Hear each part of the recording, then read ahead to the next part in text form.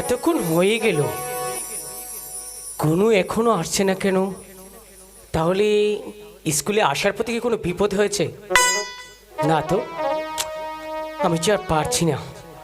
দাদা দাদা, এই যে কোনো, কি ব্যাপার?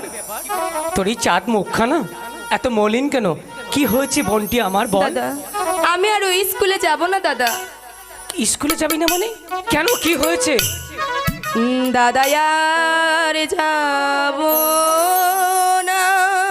আরে কেন যাবি না? ওই স্কুলে